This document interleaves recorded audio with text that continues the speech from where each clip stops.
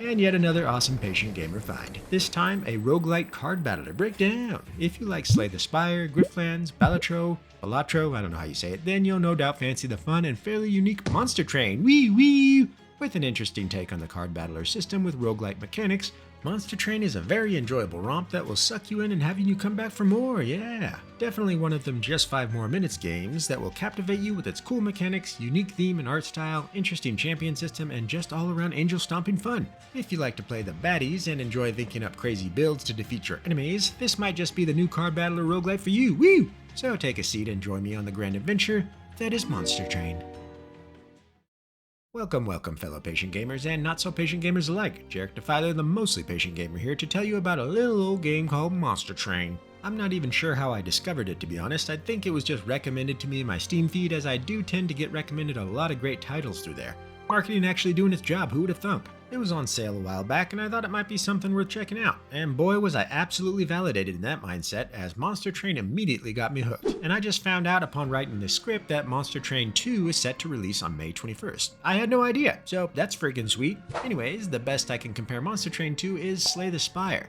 I would say that it's the most similar, and Slay the Spire is a game I thoroughly enjoy. It was actually the first game I covered on my Tubes of View channel in my Let's Play phase early on.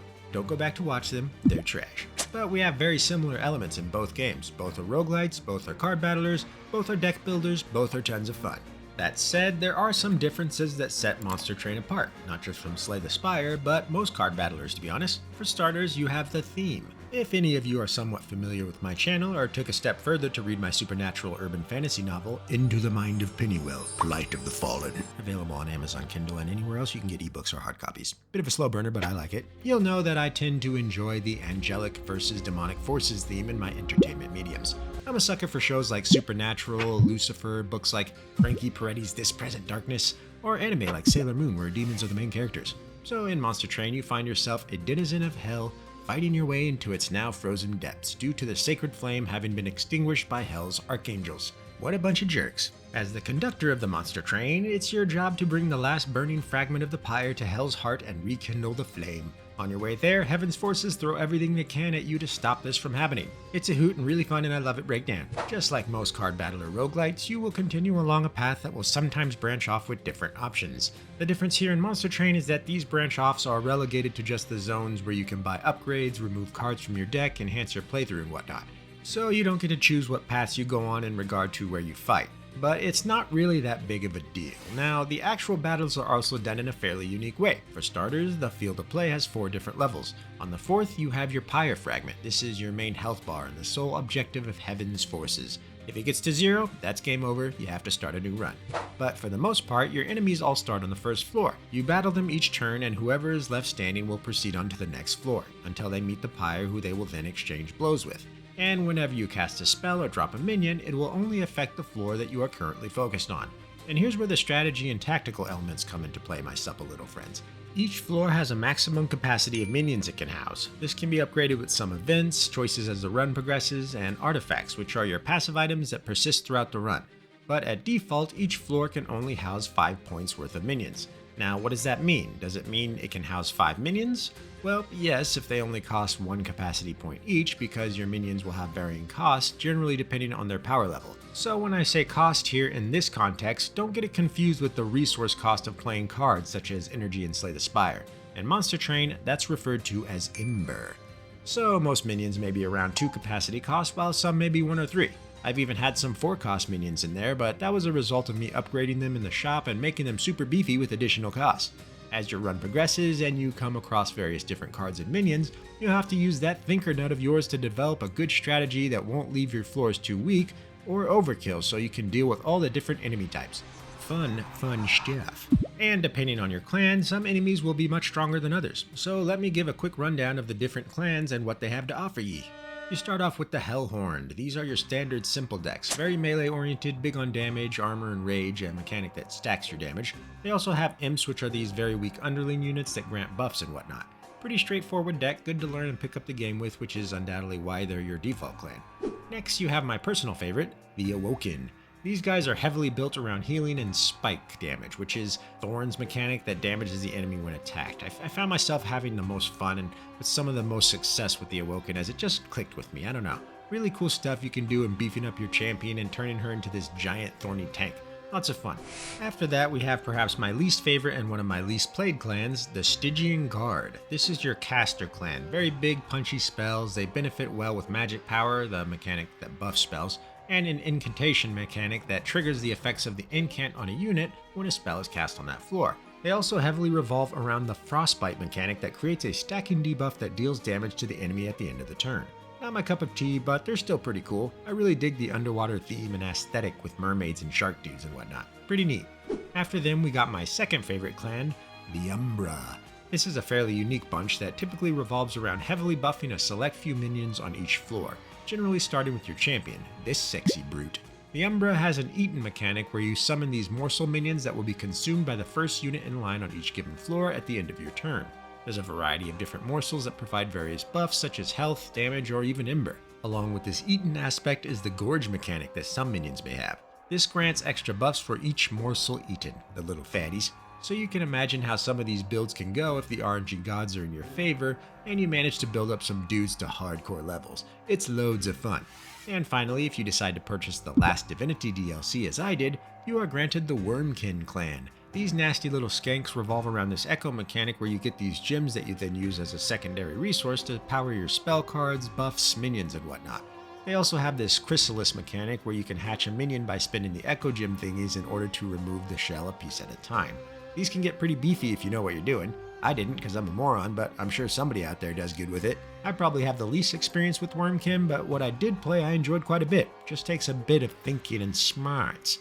But yeah, each clan brings a lot to the table, and when you choose your main clan, you also get to choose an allied clan to assist you where you get to use some of the cards as well, albeit in a secondary capacity. Pretty cool. And like any good card battle or roguelike, they all offer something unique and fun that set them apart.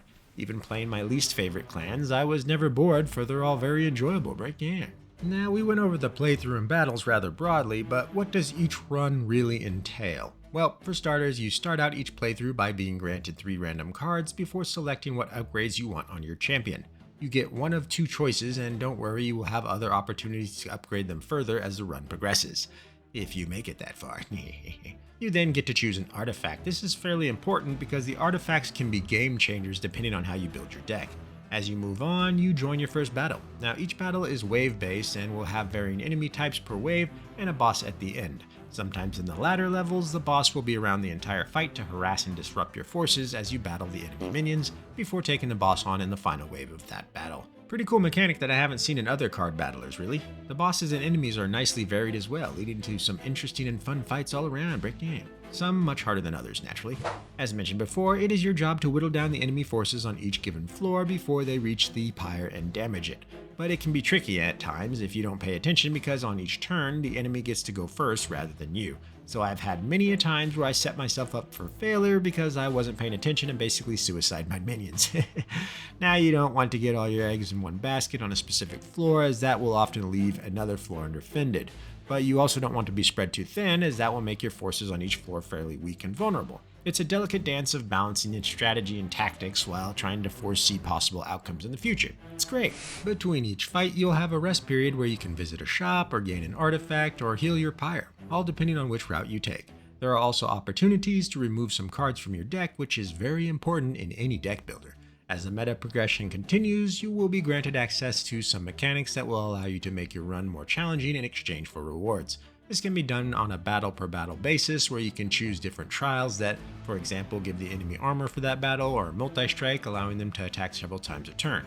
And if you win the battle, you get more gold, that sort of thing. Bit of a gamble, nah I mean? But you can also do it on a playthrough level and get harder, stronger enemies in exchange for some fairly powerful upgrades like sacrificing a unit and giving all its stats to another, or getting some magic power for a spell card, things like that. You also got these random events that you can partake in that grant you some fairly sexy rewards, yeah, but sometimes at a fairly hefty cost. So be sure to read everything and make sure you know what you're getting into because I have screwed myself so many times. Back to the meta progression real quick. It generally entails unlocking new cards for your deck, artifacts, and then mastering said cards. Mostly it's just numbers and stat stuff if that tickles your fancy. I don't really care for that kind of thing, I'm just here for the gameplays, but it's there for you min-maxers and 100%ers if you want. You also unlock different champions per clan as you level that clan up, as well as just unlocking other clans, which isn't that hard, you just have to put the hours in. No biggie. Also, like any card battle or roguelite, you can add modifiers and unlock different difficulty rankings known as Covenant ranks. The higher the Covenant, the more challenging the run, as they will do things like add negative cards to your deck, such as deadweight cards. This is strictly for those who find the game to be too easy and just want a challenge.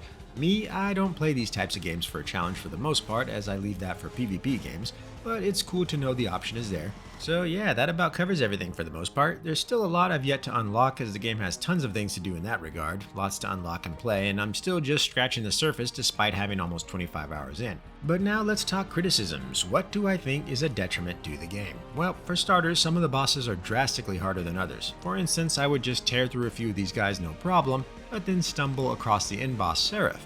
Now Seraph isn't too bad for the most part, the issue is that he has different modes, I guess you could say, and one of them was Seraph the Temperate. This is one that would just obliterate me for the longest time, and I didn't really have any trouble with the other versions of Seraph for some reason. It was just a completely different difficulty spike with the Temperate version. Now I was able to beat him eventually, but it took quite a few tries, and these matches aren't that short. Each run lasts a good 50 minutes to over an hour, which is awesome, but when you hit this huge difficulty wall after an hour, it's kinda demoralizing, gotta be honest. But we're gamers, so we persist, adapt, overcome. And eventually we figure it out and beat the bastard. I just think a bit more fluid ramp up of difficulty on some of the bosses could have been better. Some of the mini bosses have the same issue as well. Still not a game breaker though, just probably more me being a noob. Sometimes the RNG can be a bit rough, as some runs you will feel like you're getting screwed. I've had some where the synergy just wasn't there and I was struggling the entire run, while other playthroughs would be like clockwork in a Tesla factory, smooth as butter. But if you're a hardcore experienced CCG or card battler gamer, you probably won't have trouble with this, as you can undoubtedly make anything work in these games.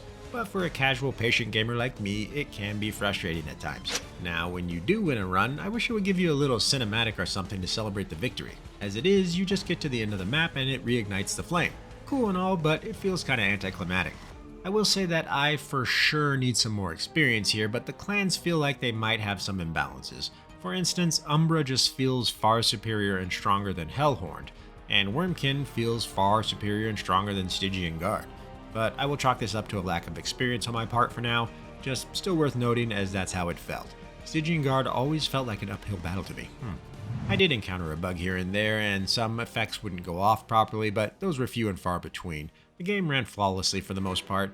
As I said before, the enemy variety is varied and really cool, but there feels like some imbalances there, as well as sometimes the enemies ramp up too fast in difficulty depending on which you get and what your build is. Part of the RNG of card battlers, no doubt, but still worth noting for the masses. Other than that, I don't really have any more negatives. The game is still fantastic and I enjoy the hell out of it, and I highly recommend it. If you dig Slay the Spire, Griftlands, Inscryption, you'll no doubt enjoy Monster Train as well. And given Monster Train 2 is just around the corner, it might be a good time to try out the first one if it goes on sale and see if you like it. I highly suspect you will. I personally think it's worth the $25 American price point myself. And like all my reviews and first impressions, here's a taste of the game's soundtrack. Composed by one Jordan Chin, Monster Train's soundtrack is heavy with fantasy elements and an overall sense of urgency. Every track seems to push you forward to a goal. This particular piece is called Initial Descent. Enjoy. Thanks for watching my supple little review, ladies and gentlemen. This has been Jarek Defiler, conducting my way into hell. You all have a good morning, afternoon, evening, or night, depending on where you are, and go slaughter some angels.